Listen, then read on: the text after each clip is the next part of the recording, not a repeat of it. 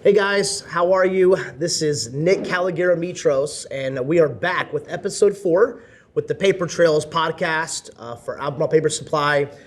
Super excited to be here. Our podcast, if you guys first time joining in, is all about entrepreneurship, the restaurant hospitality industry here in North Carolina, Charlotte in particular, and the surrounding areas. And absolutely excited to come with you guys with our second guest. And so we're here with Frank Kaltsounis. Frank, thank you for joining us. My pleasure. And so Frank and I have been working together for many years, 5, 6 years. At least, yeah. At least. And so, Frank and his brother, Angelo, we actually here are at the Big View Diner in Ballantyne. They've had this restaurant for many years, and they have a lot of other projects, a lot of other restaurants in the area. And so just ask Frank if he'd be willing to join us to talk a little bit about, his start and how he got into the industry and different things he's been able to experience and learn over the years. And so I guess we'll just start with that. Frank, tell us, I guess it's a little easier for us because we're Greek and we kind of grew up in the business. And so, as you guys know, I told you guys before that, my family owns restaurants, and, as a kid, I grew up working in the restaurants, 12, 14, 15 years old, busting tables, things of that sort. But I'm assuming similar background. How did you get to start into the restaurants? Yeah, very, very similar.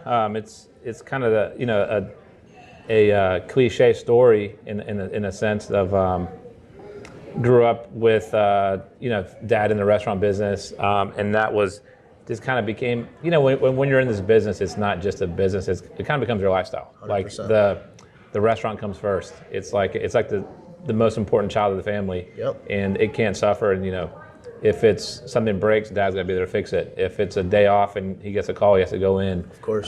So it's kind of the same thing. So we grew up to where that's normal to us. And it definitely makes, taking this route as a career, it makes it a little easier because you're kind of you're pre-wired to where, it's normal if on a Friday night you have to stay later than everybody gets off of work at 5 o'clock. Yep. In the corporate world, and we're here till 9, 10, 11, 12 o'clock, in a night in, night out, weekends, holidays, sort of thing. So, and that's how we got our start.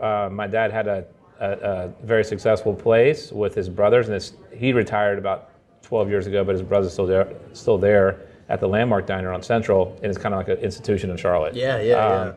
But that was a place with late hours, but that's kind of where I cut my teeth in the restaurant business, because it shows you, the biggest thing is it showed me and my brother as well, like the discipline between my dad and my uncles. Sure. To be there, because the place was like 24 hours and super busy and everything made from scratch.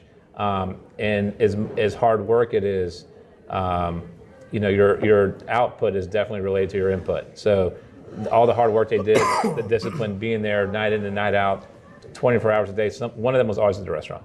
There was never a time, unless it was a wedding or a funeral, that one of them wasn't there to either open or lock or whatever. Sure. So, that's where we got our start, and that's what kind of, that's what made me started thinking at this as a career instead of like what I have to do after school because my dad's making me go to work. Yeah. And which is what Greeks do. Just absolutely. So That's like the number one parenting tool is like, if my kid is at work, I know where he is and he's not getting in trouble.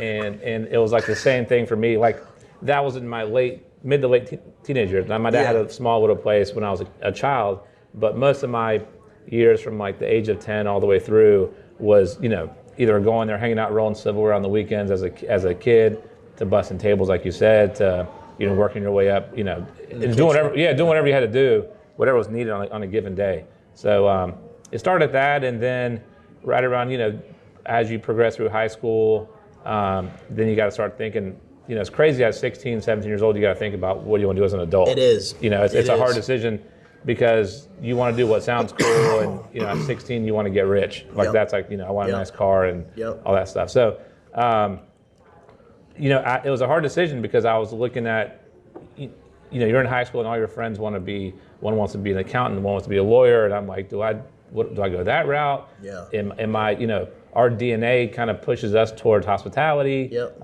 It's kind of like what we're good at as a culture. Yep. Whether, it just comes natural to us.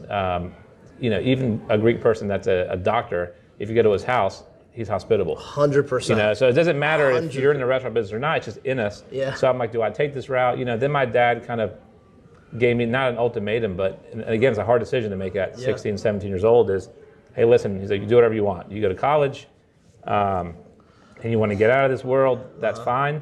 I'll pay for it once, but don't come back after 4 years of partying at college and tell me you want to work in a restaurant. Yeah. So I was like, okay. So then, back in Charlotte, that was in I graduated in 97. There was not a great culinary program in Charlotte. CPCC had an okay one. My brother had just finished up at the CIA in New York, which is probably one of the best ones in the country, if not the best. So he's like, I went there, I saw his graduation. I had no idea what culinary school was until I went there. Yeah. And I was like, you always expect like the CPCC version of like publicly funded, not the best teachers, a little bit outdated. Sure. And that's what I expected to see up there. And I went there and I was blown away. It was like state of the art. Wow. It was like, just an Ivy League of culinary schools, right? Wow. CIA. So that's where you went? My brother did. I went to the French culinary in New York City. Nice. So while my brother graduated, then I was in, I think, a senior in high school. He started culinary school later. He's 8 years older. So he was in his mid to late 20s when he did it. And that's where he met Stratos, our partner. Okay. And they were classmates back in 96. So then it started me thinking like, wow, this is kind of cool. Like it's culinary school, but it's like university culinary school. It's not just like go there and make chicken soup and grilled chicken and leave.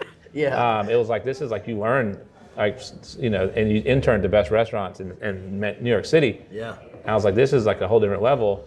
So we got excited. The food scene in Charlotte back then was just relative for the size of Charlotte. Sure. Now it's exploded because Charlotte has exploded. But back then, there was a couple of decent restaurants, but everything else is pretty meat and potatoes. Sure. So by going there, I was like, man, we can come back and really have an impact. Like we can come back and show and do some cool stuff in Charlotte and not try to overdo it and to be too high class, but come back and just really, since we're kind of good at it and we take a liking to it, let me go that route. So, at 17 years old, I was in New York City going to pastry school in Soho in Manhattan. How was that? Was that fun? It was an adventure. I mean, at 17, it's like you don't know what you don't know. So I didn't know that, I need to be a little more careful than I should have. I mean, I was getting up in the morning in Queens, riding the subway all the way down to basically to Chinatown at 17 years old. The thought of me doing that with my kid now, I was like, there is no way I'm letting my kid, go 17, 18 years old by themselves. In New York City by themselves on a train and go to school 5 days a week. And then after school, I would go and intern. We call it a stage in our world. You go and work for free. Yeah. So on Fridays and Saturdays, I would get off of school and go straight to where my brother and Stratos were working. They were working for a really high-end restaurant called Oriole. Charlie Palmer had it back then, maybe like top 3 in the city back then. Wow. And then I just got in because they were there. Sure, Otherwise, it was like kind of hard to get in to work there. Yeah. And I worked in pastry there and made a lot of cool friends and connections, and just you really saw a whole different level of what culinary was, right? Guys grinding it out, working 16, 18-hour days, and not really getting paid a lot. I worked for free, but you really see the whole different side of what food is and where we came from. We always appreciate where we came from because that's our foundation. Sure. But it's really got us excited for what, we were young. I was 18. I think Stratos was probably 22, 23. Angel was 25, 26. And we were like really pumped up to like, man, we're going to take this and run with it. Yeah. So, fast forward. A little whiles later, I finished in New York. I came back to Charlotte, worked in a couple of nice places, in pastry shops and bakeries, and I was a pastry chef of a restaurant, again, at 20 years old, right? I mean, this is almost unheard of for someone that young, like in New York, for example. In Charlotte, different, because there weren't really any pastry chefs around. There's bakers and people that did nice stuff, but as far as like high-end cuisine, desserts, there weren't a lot of us. Sure. So it almost made it a little easier to walk in and get a job. Okay. So I worked there. Then after that, another. So I would say another one of the milestones and life-changing jobs we had Stratus and I were working in Atlanta for the Buckhead Life Group. Okay. So Pano Kaltsounis, he's like the godfather of cuisine in Atlanta. Like Okay. a lot of really high-end restaurants. Yeah. How'd you get in there? How did that? So my brother Angel and Pano's son, Pano Jr., were classmates at CIA. Okay. So they had that connection. Stratus ended up doing his internship down there with their company. My brother did his in New York at in the Rainbow Room, another really high-end restaurant back then. Yeah. But they always kind of kept connection. When they finished school, call it 95, 96, they came to Charlotte and kind of went there. Angel came to Charlotte, worked here a little bit at some places, kind of settled back in with my dad. And then Stratus called me one day. This probably had to be like like year 2000. Okay. And he said, hey, I'm at school in Miami. He went to FIU for business after culinary school to get his degree. Okay. And he said, hey, Pano from Atlanta is opening a Greek restaurant. And they want some ideas on desserts. Now, the way they do things, when they open the place, they start planning the menu out a year ahead. Wow. So we're like a year out. Which is, I mean, unusual. That's it's a little unusual. Yeah. I mean, you have an idea of concept, but they were like recipe testing a year out. a year out. Oh yeah. I mean, we probably tasted, like I ended up moving to Atlanta, and I'll get to that in a second, but I probably tasted tzatziki and scordaglia and like taramat 150 times before we opened, just to get the recipe the way they wanted it. God. Yeah, people don't realize how much work, especially their family does, Yeah. to put into places. Yeah, yeah, And yeah. especially because it was a Greek place and it was like his, you know. His baby. Yeah.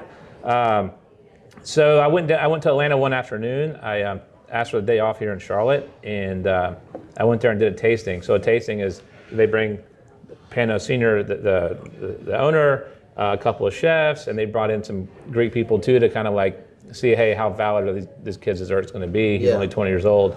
And then you put out desserts, and then they all sit at this table, and then you send desserts one by one, right? And then with a description, and this is what I think is a modern twist on Greek Sure. traditional desserts, yada yada. And then I was like super nervous, like because I'm putting out desserts. This guy that is just, a legend. Yeah, He's eaten at every restaurant in the world, right? So now I'm putting desserts for him to try to impress him to hopefully help him with his Greek place. So I put out desserts and I go out when we're done, and he's like, the first thing's out of his mouth, he's like, so when are you moving here? And I was like, First thing he says. the first thing he says, and I was like, I guess my food was good. yeah. So long story short, he really enjoyed the desserts, and he wanted me to move to Atlanta to help them open Kima. Okay. And so came back to Charlotte, discussed with my parents, like, do I turn this down? How do you say no to Pano Senior? Like the guys invited me to Atlanta to help open a place. Yeah. So I ended up making the move, making the jump.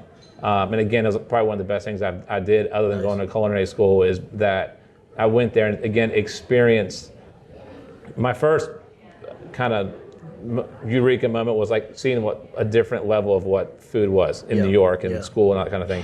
And then going to Atlanta, I got more of a sense of like a restaurant company with multiple concepts and running a company like that. Yeah. Because the fact that we were so close with them, I mean, Stratus and Pano Jr. or Kumbadi. Like we're really close to them. Yeah. I mean, the first, I think 6 months I lived in Atlanta, I lived at his house. Nice.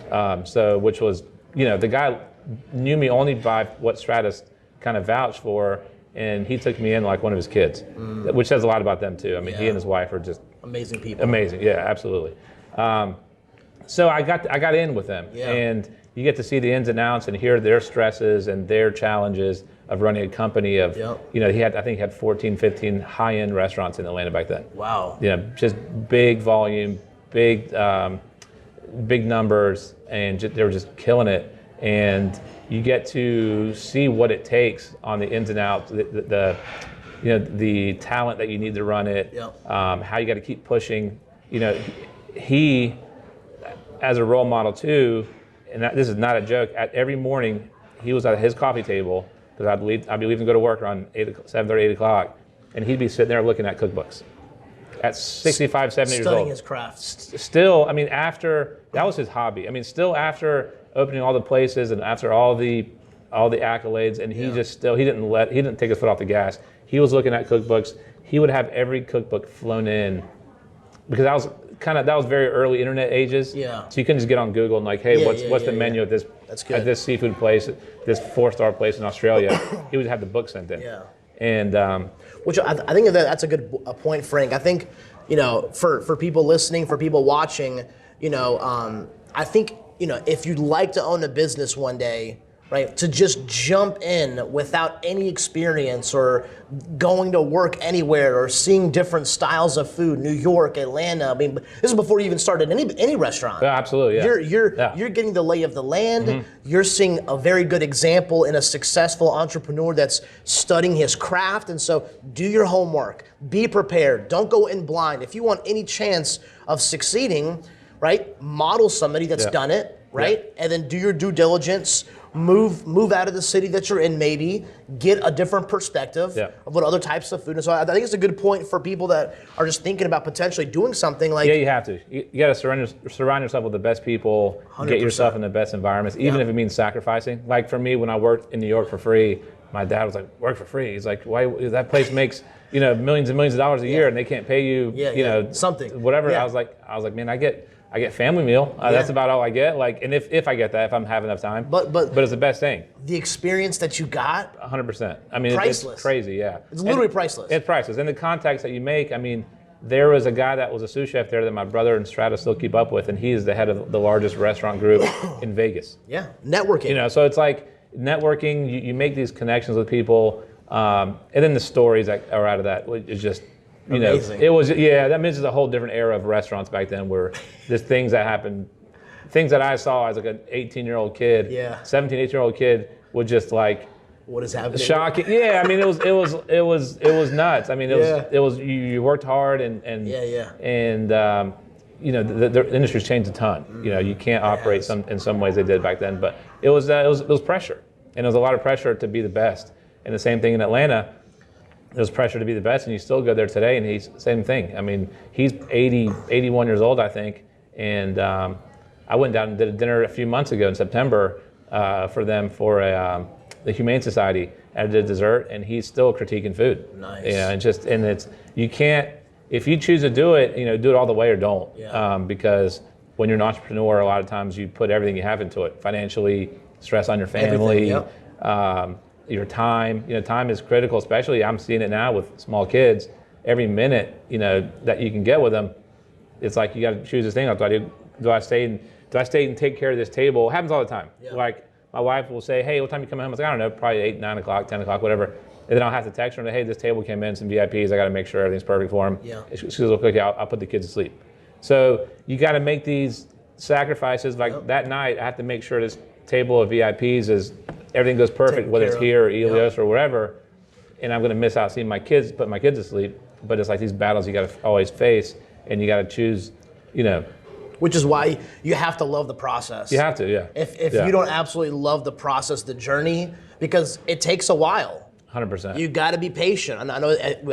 I think last podcast we talked about this, but you got to have some patience. It will take time. You got to. And during the successes, I mean, there's periods of success, and there's periods of challenges and then tough, it could be a tough shift. It could be from a tough table to a tough shift to a tough month to a tough year. Or sometimes it's a tough couple of years. And we faced that. We opened here in 2009, which is probably the worst time in the history of the world to open a very big investment of a restaurant. This place was, we went all in a sense. Like the economy was good. Things were great. We're like, this area's growing. We're gonna build this big fancy diner, and everyone's gonna love it, and we're gonna make millions of dollars, and life's gonna be great. Well, as soon as we broke ground here on the summer of 2008, well, I mean, that was like probably the most historic 100%. Crash of our economy in our lifetime. Hopefully that we'll ever see. So we opened a very big, scary place to run during the worst time ever. Overhead, expenses, everything. I mean, just the investment and then the payback, and on top of that, it's one thing to do that, and it's going to be a good time of the economy, and like it is now. People are opening restaurants right and left. But you're opening this place, and like it wasn't busy, because it was busy, but like not that it needed to be. And people were, it's not that far ago that people will remember that you're getting coupons in the mail from restaurants like dying to get you in, and that you'd never expect. Like places doing half price entrees and giving away desserts and appetizers. And that's how tough it was. And we're trying to get a new restaurant off the ground and figure out our identity. Yeah. As a restaurant, what people want, and it was scary. I mean, it was tough. Yeah. The first 9, 10, 11, those first 3 years were really tough to pull out of because long hours, everything. because you don't want to manage down.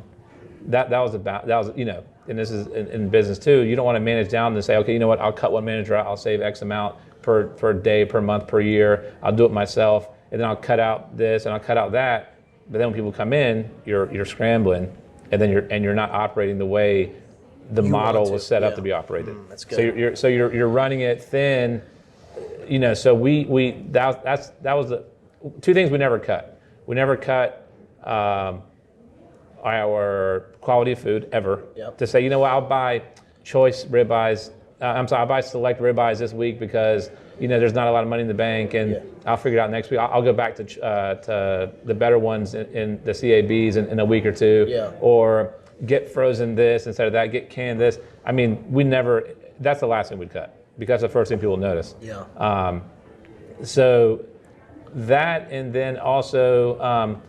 In labor, we got to keep the right people in the right places. 100%. Because when the business comes back, you're ready for it. If you're managed down and all of a sudden things get busy again you're scrambling. You're not winning people over. You're not giving great experiences tableside, and then the likelihood of them coming back, or there's so many options. There's so many options around. And here in particular, there are 100 restaurants within a 5-minute drive. So it's tough. I mean, so you got to figure out where you're going to save. You're going to cut on, you're going to save, renegotiate on your paper goods, your linens, your whatever, your Custom insurance goods, guy, all whatever you can do to save to that's not going to affect the guest. Sure. So then, and it was a couple years of that. Thankfully, we pulled out of it. We found our stride. We found our identity as a restaurant, and things turned around. But again, it was a lot of trial and error, hard work, and sacrifice. I mean, there's no way around it. People come in and say, "Oh, you guys are always busy." I'm like, "Man, as fast as it comes in, it goes out." You know how that is. I mean, you want to grow, but growing is not cheap either. You want to grow the right way, and then now we're trying to implement technology and that sort of stuff. So it's good growing pains, but you can't stop. So is Big View the first restaurant you guys opened? No, Ilios Noche was the first one we opened. That was in 2003. And that's right down the road. So that's more of a little fine dining? Yeah, I wouldn't say. I mean, it's casual, but a little on the upper end of casual. It is Greek and Italian, and that was, again, what we wanted to open a place back then. The funny thing is, it opened as a fast casual. But we were so kind of out in suburbia that the fast casual concept was we're a little ahead of it. That's not what the area needed. Gotcha. So we opened as fast casual, and then we changed, maybe we'll do table service at dinner, and then we went from doing fast counter service in the daytime and servers at night, and then let's make the whole thing servers. It's just easier. And then we added beer, wine, liquor, and then the place took off. And then so it's a little upper end Greek and Italian food. It's been there. It's been 16, 17 years now. A monster following in town, and now it's kind of like where we got our name in the ring in Charlotte of hey, some good places to go eat. These guys are doing something pretty decent. After that, we've opened a couple of places. Another Ilios now we have in Quail Hollow. We have the diner, and then we got into another arena that you just never in a million years expected, like corporate dining. Supplying food service for companies that want to incentivize their staff. So it's not so much just I hate to use the word cafeteria because it's not. It's more on the scale of fine food courts inside of corporate campuses. So we have 4 of those now that are doing great. It's a big market for that as well. So we're it's funny because it's the 3 of us, and we're competing against people like the Compasses of the world and the Aramarks that are huge, billion to billion dollar companies. And we're doing the same thing they are, but the same thing. It's just kind of like the first one got offered to us, and we're like, yeah, we'd love to do it, even though we had zero idea how. Yeah. Fake it till you make it. And And that's a good point, though. I think that's something good for us to think about. You may not know the exact path but just say yes. Absolutely. Because if you say no somehow once, figure it out. They'll never call you again. Exactly. They're not going to call you for the next one and say, you know what? I know you said no last time. And that's our philosophy on catering. Yeah. And we're building our catering arm, and it's doing really well.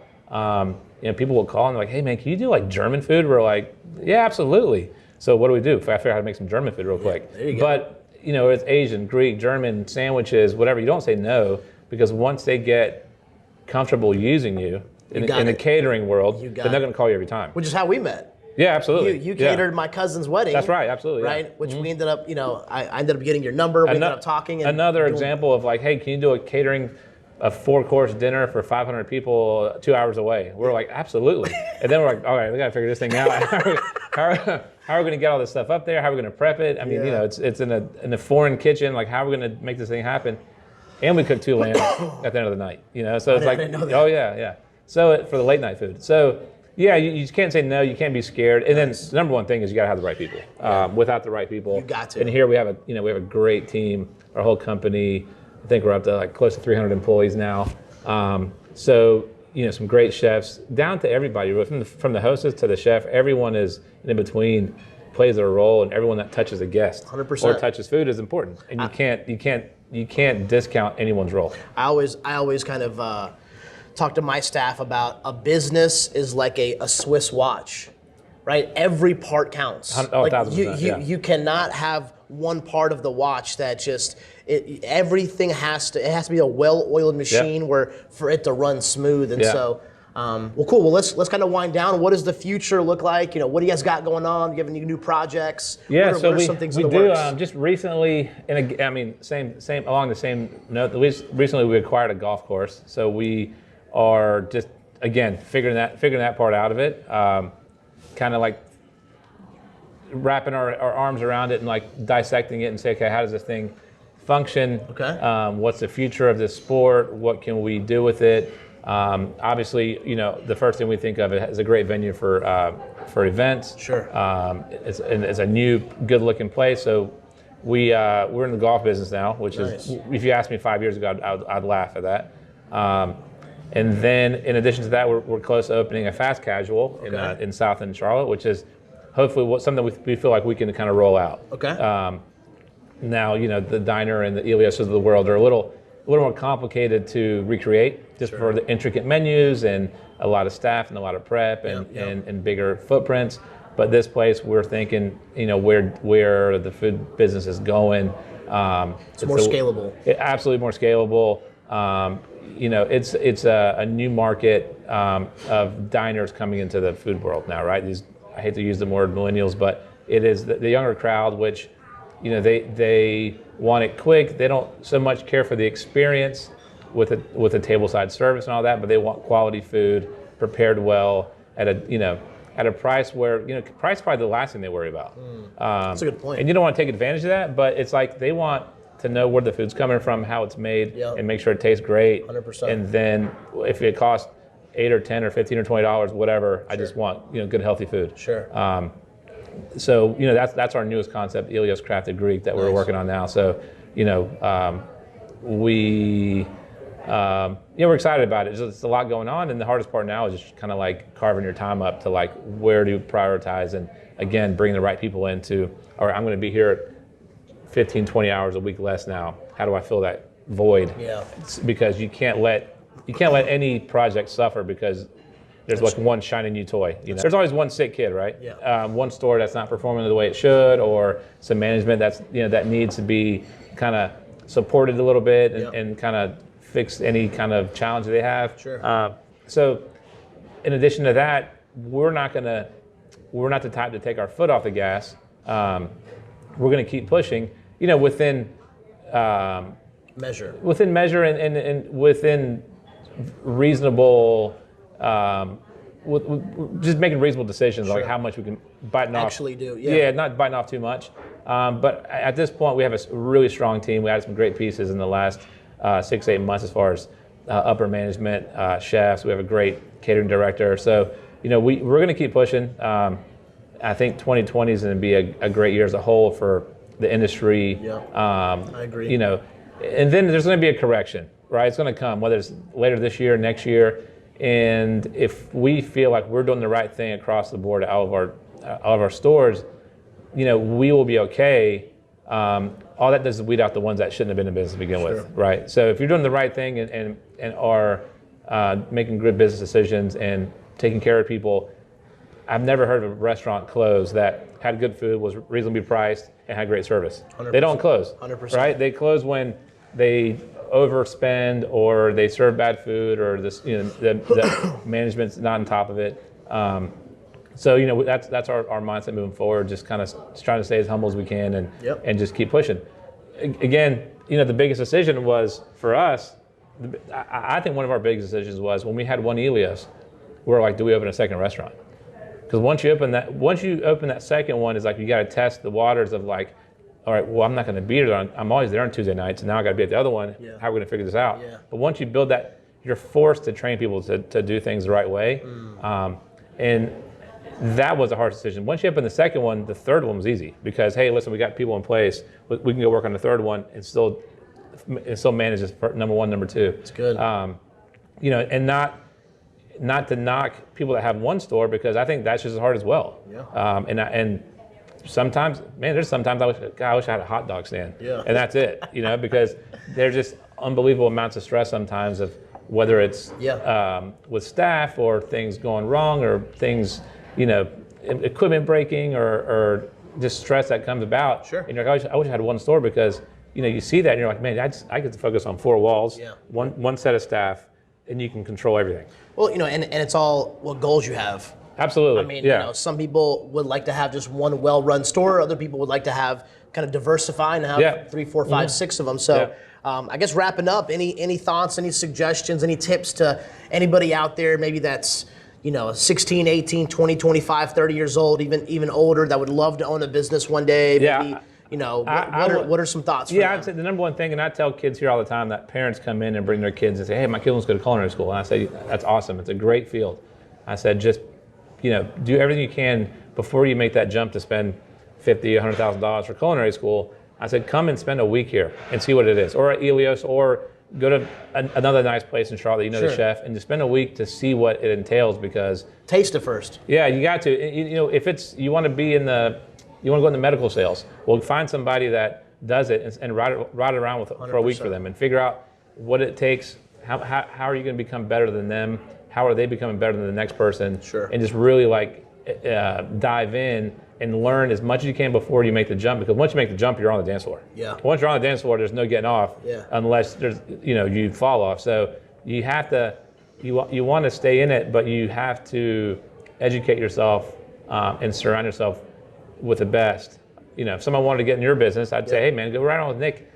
I said, not that you're going to compete with them, but just figure out. Scope it out. And how much money do I got to put in? How much time? When do I start making money? How do you get accounts? Yeah. How do you, everything. What makes Albemarle paper better than the other guys? We could use 100 different paper companies, right? Yep. And you know that. Yep. We stick with you guys because you guys you do what you say.